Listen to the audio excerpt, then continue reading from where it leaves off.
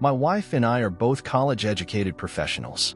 Other than this one time that I'm about to describe, we've never experienced anything that would qualify as paranormal. We've never seen ghosts, UFOs, Bigfoot, etc. The reason why I'm posting this is because I am genuinely looking for any information on what we saw. At the time, about 12 years ago, we lived in northeastern AZ in southern Apache County, close to the Navajo Nation. We had no kids at the time and would typically go out to dinner after work on Friday nights. We would drive about an hour to a neighboring town as our very small town had few good restaurants. As we were driving back, my wife was behind the wheel, around 9 or 10 p.m., and we're both watching out for animals. It wasn't uncommon to see deer, antelope, and jackrabbits which could damage our truck if hit. We'd also often see rats, mice, and prairie dogs too. So, as we're going along, all of a sudden this small, about 18 inches tall, bipedal creature goes running out in front of us.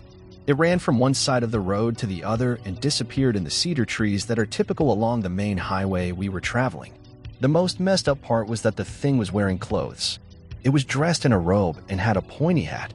We can't really remember the colors of the clothes, but we both agree that the hat was red. It did not look cute or friendly, more like the stuff of nightmares.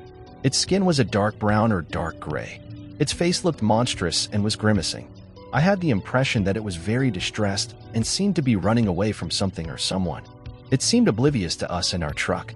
I looked over at my wife, who neither hit the brakes nor swerved whatsoever, and she's just looking straight ahead at the road. I seriously thought I had just had a hallucination. Not because I've had one before, but I can't believe what I just saw. So I said, "Did you see that?" To which she quietly replied, "Yeah." In order to confirm my own sanity, I needed to hear her say what she saw first. I then said, "What did you see?" She then said, "Like a little person with a wizard hat on?" Then I said, "Yeah, what the fuck?" I honestly wouldn't believe my own eyes and memory if she hadn't seen it too. She's also said that if I hadn't seen it too, she would have completely shut it out of her mind and would have long forgotten it by now. In fact, I would have serious doubts if I had said what it was first, and then she agreed with me. We've talked about it several times since then and are still dumbfounded on what it was. I've done some research, and it's hard to glean any information because people all around the world have claimed to see small humanoid creatures for hundreds, if not thousands, of years. The variations are all over the place. This thing wasn't like the friendly-looking garden gnomes that people have in their yards. I hope to never see one again, and sure as shit wouldn't go looking for one. My wife once described it as a little demon. Does anyone have any experience with such a thing or can point me to some information about this type of creature? I chose to call it El Duende as that seemed appropriate for our region. Thanks. Native American tribes call these things little people. Mexicans call them duende. Europeans call them fairy, elves, leprechauns, etc. They certainly seem prevalent around the world. I have never seen one, but my mom claims she has. She was a child at the time and lived in a house with a big backyard with a tree in it. She said that sometimes when she played out there, she would see a tiny man peek out from the tree and smile evilly at her. She had only seen it a couple times, and she didn't think it was human due to its absurdly small size. My grandfather is from Mexico, and from what he told us, he was in a forest. I forgot why he was there, but point is he was there and saw duendes, and they came up to him and they made him play with them. His memory was a bit hazy and it felt as if he was drugged out, but he remembers they were playing around with him. As they finished playing around, the duendes told him to go meet them again the next day by the tree at his cousin's house. What is creepy about this is that he'd never been to his cousin's house before and didn't know if he had a tree. My grandfather, being curious, asked his cousin if he did have a tree at his house, and his cousin responded that he did have a tree. My grandfather got spooked and never went to the tree. I do, actually. It's a little long and I'm at work, but I used to live in an apartment complex with my 3 sisters, mom and stepdad. We knew our apartment was weird, as we experienced doors closing, things falling over, noises, and even glimpses of black dogs and such. One day, we heard noises from the attic. The only accessible way to the attic was through an opening in the hallway right outside my parents' bedroom, and to get to it, you either needed a ladder or climbing the closet. My stepdad was investigating and had climbed up to open the door to the attic, and he stopped. He looked down at me and asked to look inside his bedroom and to tell him what I see. Now, from this angle, you could look directly into my parents' bedroom and right at the TV that sat on a dresser at the far corner. With the TV off, I could see the reflection of my parents' bed and realized there was something off. A small person standing on their bed, no movement, just standing and staring. When I peered my head into their room to look at the bed, there was nothing.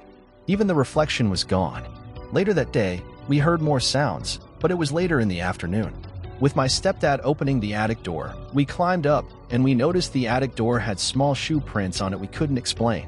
We took photos, but they're all with my parents. I have more stories, but unfortunately I am at work. I'm told by my mom that the duendes are typically clean and are grossed out by remotely anything, so that's one of the things that stuck with me. Two stories from two different people on two different coasts, but both Mexican. My neighbor back in Angelino Heights, Los Angeles, told me he and all the kids out playing saw a little green creature kind of fall from the sky. Just fall into view, like not necessarily the sky. After a moment, he said it like spun around like the Tasmanian devil and disappear. In New York, I was a bouncer. This hostess first asked if I believed in the supernatural, which I do. She told me she lived in a small town in Mexico. Anyway, her little brother met some little elf-type creature that he would play with. The creature invited him to come to his land and he agreed. He fell into sort of a coma. Long story short, they got him to come back before he died. No one could find anything wrong with him. The hostess told me these creatures steal your soul by taking you to their world. She stopped short of saying they were malicious. But due to the consequences, it is dangerous to interact with them. Hearing similar experiences from separate sources sealed it for me, and also classifies the entity as tied to Mexico or Central and South America. No one else has described anything like this. Not me, but my dad. When he was a child, he said it was after a funeral service all the kids ran back home and my dad stayed behind, so he decided to run after them. As he was running, he passed by a house that was dark. He heard the little PSSH whispers, and where he looked there was a group of duendes, but the girl one came to him and calling him to get closer to her. As he was getting closer to her and ready to touch her, out of nowhere a man yelled at him and asked him what he was doing. Well, with that distraction, he looked back where the duendes were and they were gone. He said after that he got really scared and he stopped eating, couldn't sleep, didn't talk, and he was just terrified of everything. My grandma saw this and she didn't like how he was behaving or how he was looking. My dad is dark-skinned man, but apparently my grandma saw him pale. So she took him to a healer and started cleansing him with an egg, and he still remembers that every egg she would use it would crack on him. The healer told my grandma if she would have taken another day or so, the duendes would have taken my dad's mind or soul. I don't really know the details. He's way better know, but after everything he respects them and doesn't trash talk about them. I grew up in Mexico and always heard about duendes, more than one. According to what I have been told by older relatives is that there are both good and bad. The good kind have been seen as small shadows of playing around with children. My aunt this one time saw my two little cousins run playing tag and a third little shadow behind them. This good kind of duendes don't do harm, supposedly. Then there's the bad, evil kind. I would hear stories of duendes stealing babies and also killing babies in their sleep. As you can see, babies and children seem more targeted than adults since they have innocent souls. But I have also heard of trickster duendes where they steal things and you can't never find them. They move your shoes around and you have hard time finding it as well. They throw small things at you. They pull your pillow at night, experienced by my older sister. Pull your feet, tickle them or touch them. Will put a sock on your mouth at night. Knock on doors. Steal jewelry. Or an earring. Things of that sort. I also hear they like to play in abandoned houses and old trees. Born and raised in Chile. As a boy, I grew up hearing stories and warnings about duendes. My mother, in particular, said she was constantly harassed at nights for years by one and so viejo con el sombrero, a man with a hat shadow figure of sorts. We'd wake up to her in the late hours sweating and praying sometimes. Once we moved to America, it became less often she spoke of it, and I'm sure her experience with them died down. My mother is very spiritual and religious. Often she seems harassed by many things because of her faith, supposedly. As far as I'm aware, duendes are just gnomes and troll-like creatures, generally that of old men features, but I think it varies from belief and culture, that cause mischief and are generally spooky. They tend to have dark looks on their faces, Think r.Elstein gnome illustrations. They apparently don't just bother and scare kids either. Adults report them too, and in Chile, I've heard mostly people give warnings to kids that duendes steal children. They're not as bad as El Viejo del Saco, Sack Man, with children. Some info might vary because of different cultures and so on, but the general idea is the same. To be honest, duendes are one of the scarier ideas and creatures to me. Growing up with a Mexican grandmother in Southern California, I grew up listening to tales of El Diablo, the devil, phantasmas, ghosts, most notably La Llorona, the spirit of a woman who lost her children and wanders nights looking for kids to claim as her own. My family would use this story as a way to make sure the kids wouldn't be home out late at night. I also grew up hearing about duendes or gnomes, though not just from my abuela grandmother. My grandmother would tell stories of duendes playing tricks on people in the forest. She told a story that she once saw some as a child. Growing up, I would go to large family gatherings, the kind where everyone is a tío, uncle, tia, aunt, or primo cousin, even if they really weren't. So at one of these family gatherings, I must have been around 15 years old at the time, there was a large group of younger primas. The group consisted of about 6 or so primas, female cousins, ranging from 5 to 12. You would always see them playing together, always smiling, always happy. So at this particular family gathering, I noticed the oldest one, I'll call her Jackie, off in a corner watching the primas play. She had a despondent look on her face which I had never seen before. I asked her what was the matter, and she'd shake her head. I left her alone for a while and later on approached me and said that she could tell me but that I wouldn't believe her. I told her I'd try my best to believe her, and she told me that she'd tell me but that I wouldn't believe her, but that she didn't care if I did or not.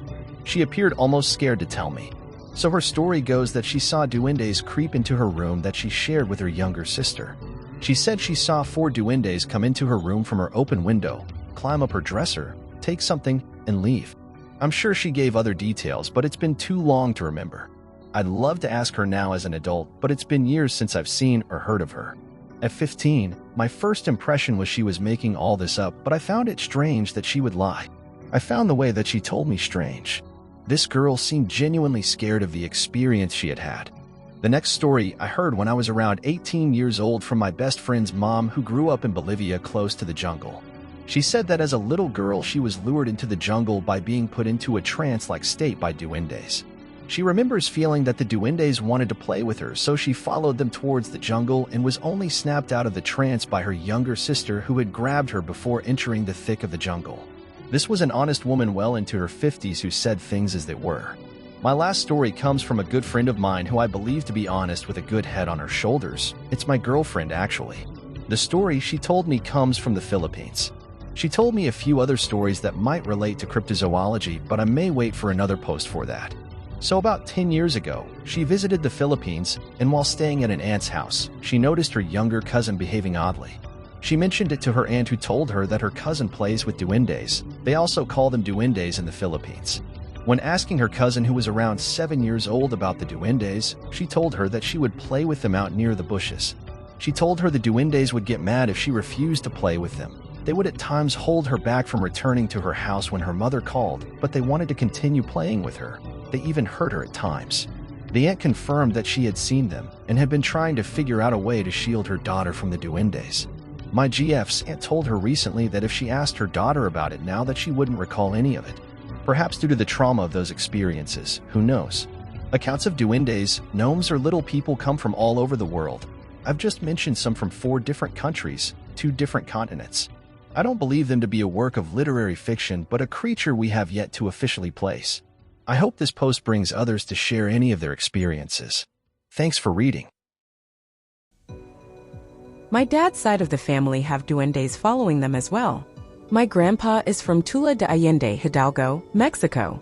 Last time I went to visit, he told me about a river that he never goes to anymore because he said he saw a bunch of duendes having a gathering there. He didn't go too into what was going on, but it freaked him out a lot, and he now stays always from that river. He mentions a lot about his loose change going missing, and he also told me about how he's sometimes eating caldo or frijoles and he'll have a tortilla on his right side and he'll look down and it's not there no more and it reappears when he looks away. LOL, I do believe him. I don't think he would have a reason to lie. Also, I have gone to a tarot reader a couple of times and she always brings up on how I have duendes/sprites following me and to always carry dry roses. I believe her she said dry roses, can't recall. In my purse to please them and have green stuff and natural flowers around the house for them. She also mentioned to keep salt in my bag to keep them away from taking my change. LOL. I have never mentioned to her about my grandpa seeing them and having them in his house. I love strange creature stories and am always lamenting the fact that the Central Valley is lacking in them unless you want to count the numerous sighting of dogs with mange being reported as chupacabras. So imagine my surprise and a bit of shock when I came across a story of a supposedly evil gnome that was terrorizing a farmhouse near Porterville. The first incident occurred when a woman by the name of Tammy moved herself and her 3 children into a small farmhouse on the Tule River near Porterville. Soon after moving in, Tammy started feeling like something was watching them and had an uneasy feeling every time she walked by the old barn. For some reason, most of the animals on the farm seemed to avoid the rickety old building, and soon she noticed that the number of her ducks and chickens had started to dwindle but couldn't figure out why. She was soon going to have an idea why.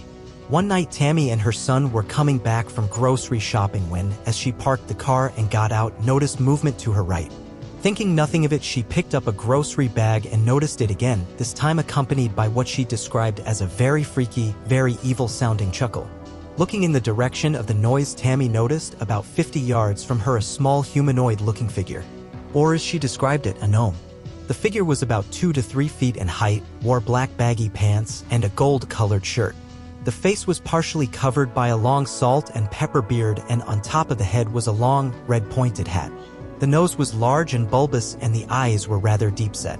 As the figure grinned at them, Tammy noticed that the grin was almost from ear to ear, and the teeth looked to be an ugly brown color and appeared to be either pointed or jagged.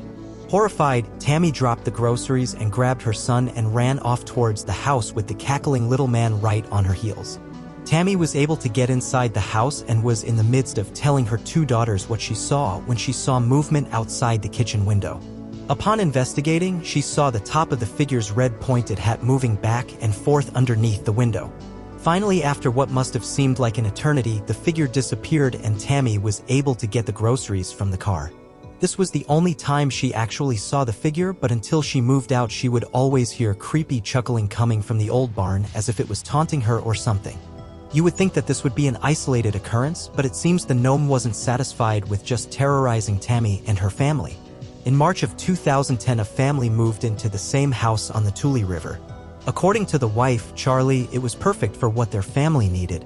Her husband took a particular liking to a pond on the property and decorated it with fairy, gnome, and toadstool yard ornaments and stocked it with Japanese koi fish. Not surprisingly, Charlie and her family also had an eerie feeling about the old barn on the property and tried to stay away from it as much as possible. One night, at around 3 a.m., Charlie and her husband were woken by what can only be described as a raspy, gurgling singing. Charlie and her husband looked out their bedroom window, and what they saw defied what they considered their reality.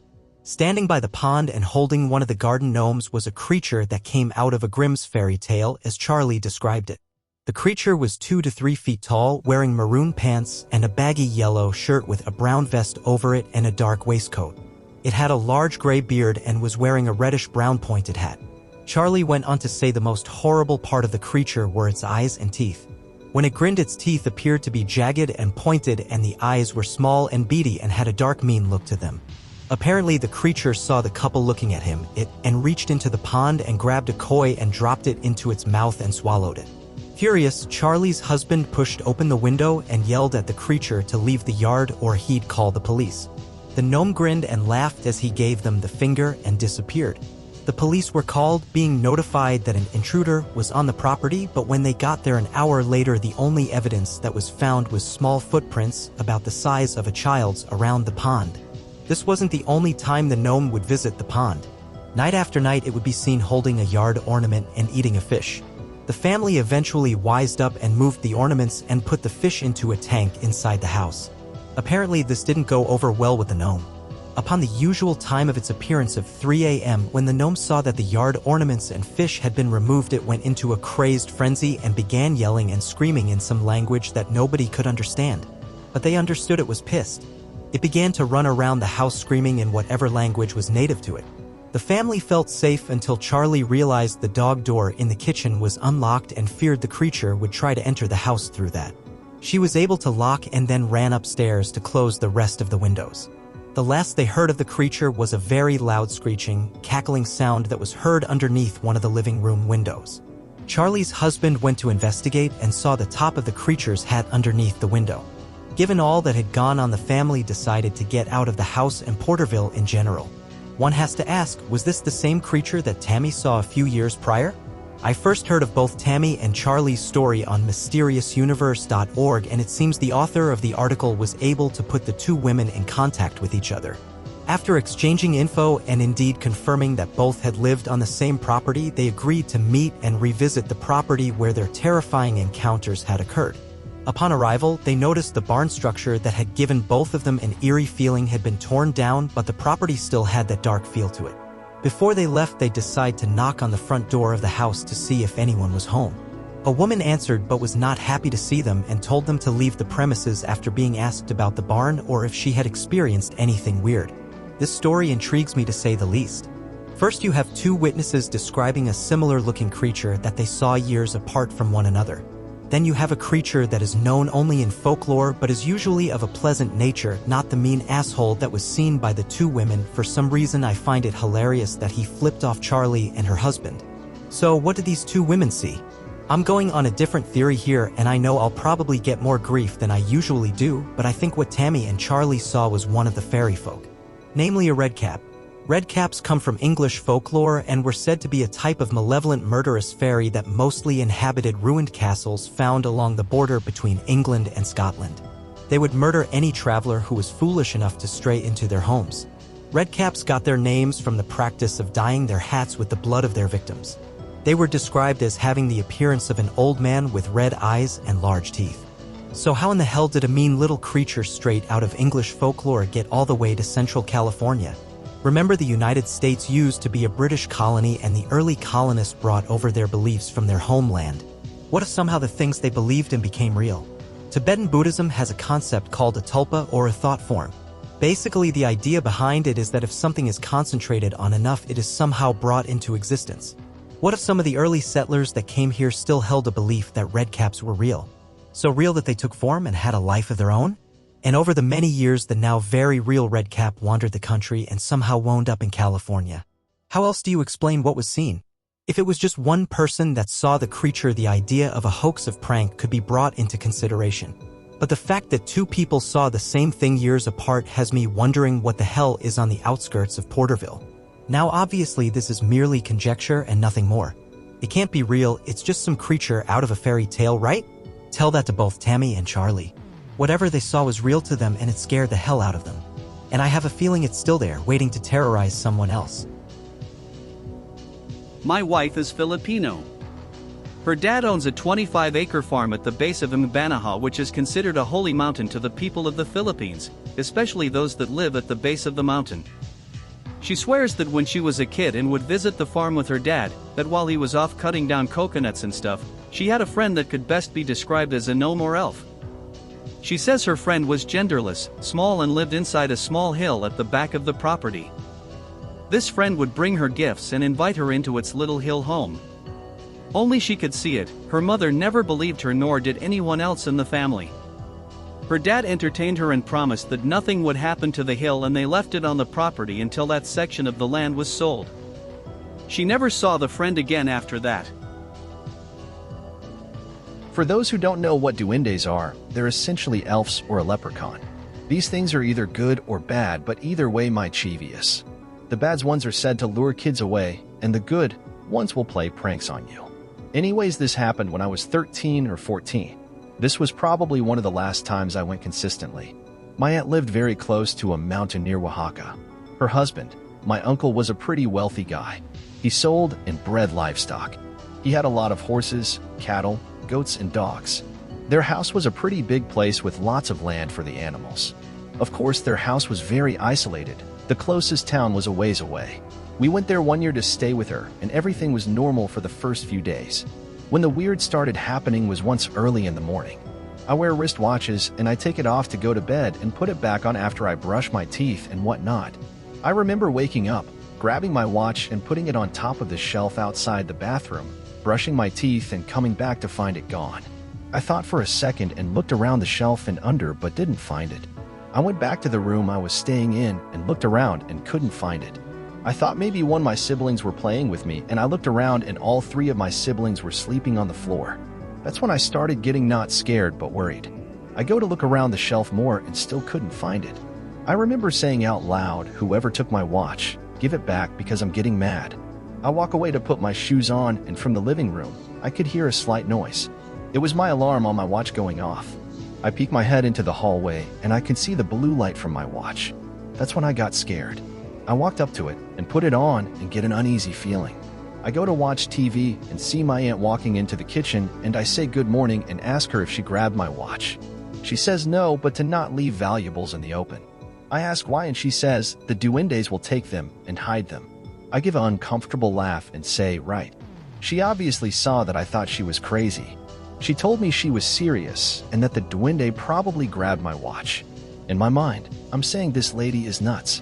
Later on that day, I asked my mom if duendes were real. She gave me a concerned look and asked why. I told her my aunt said there was duendes in her house.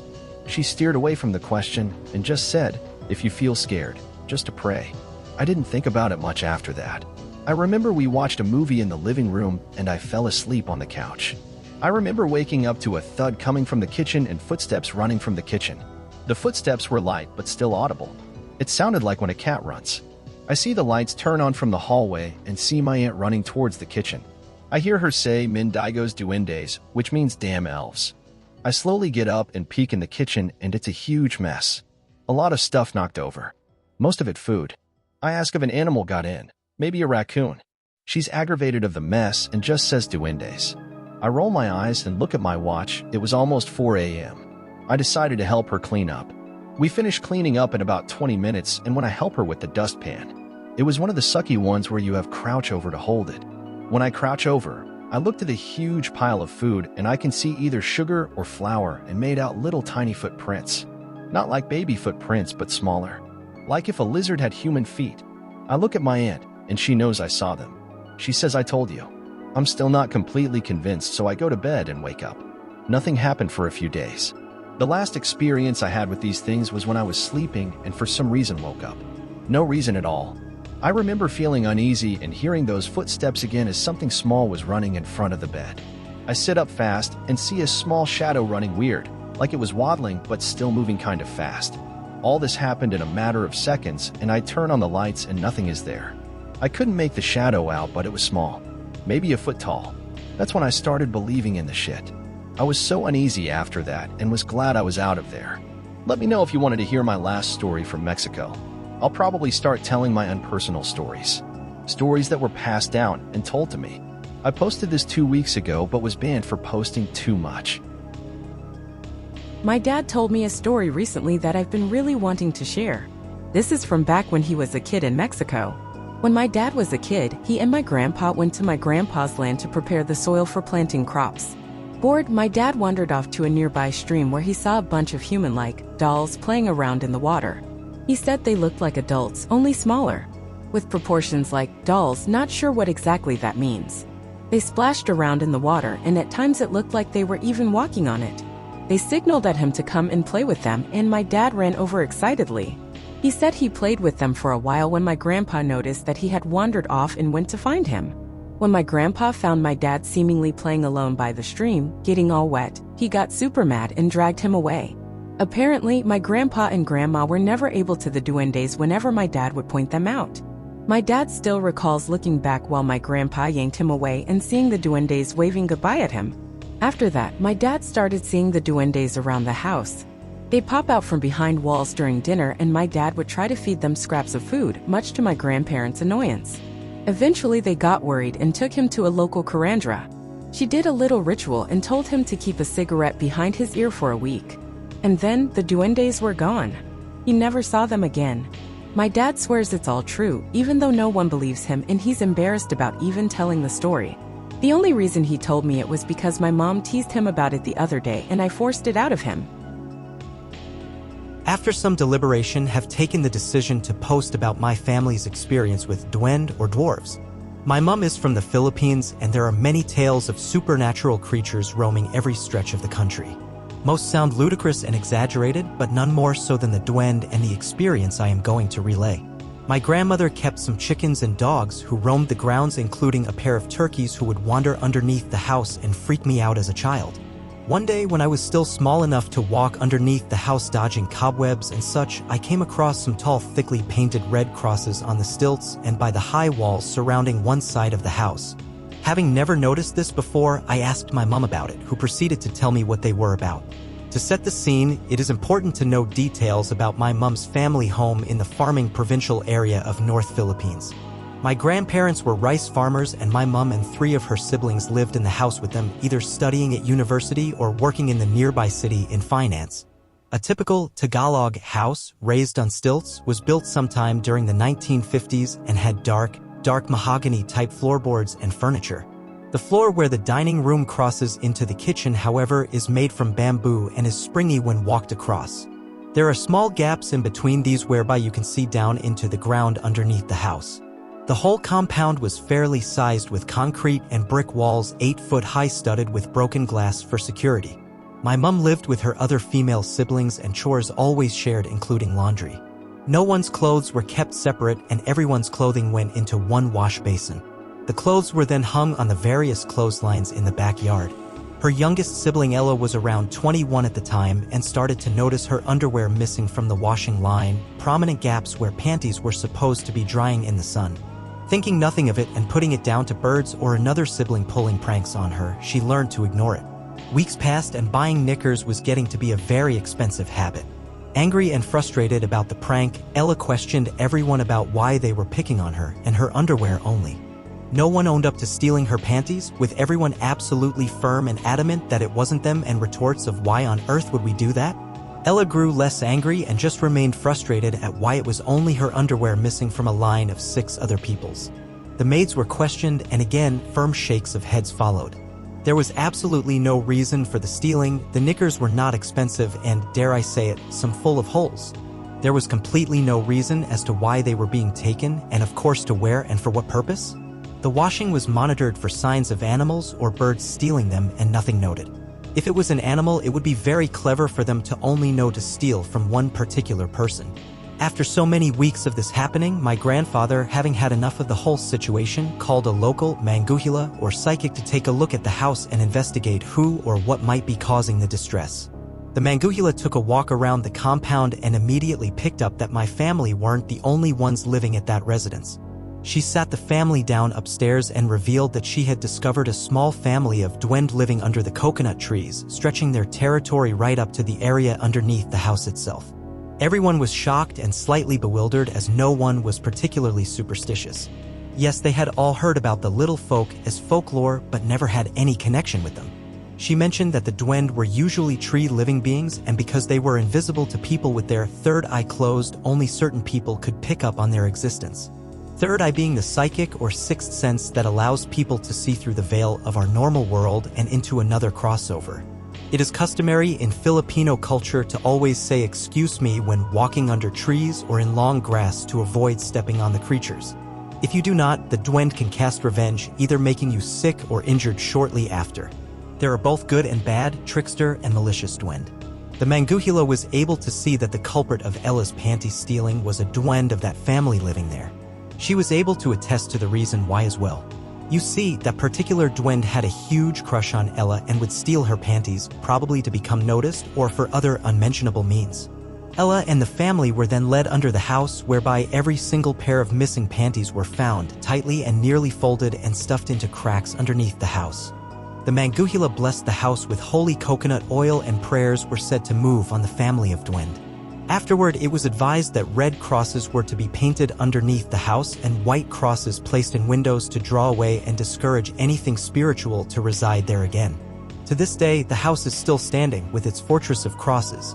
Who knows whether or not anything managed to slip past the warnings and is residing there currently dormant against the will of my family.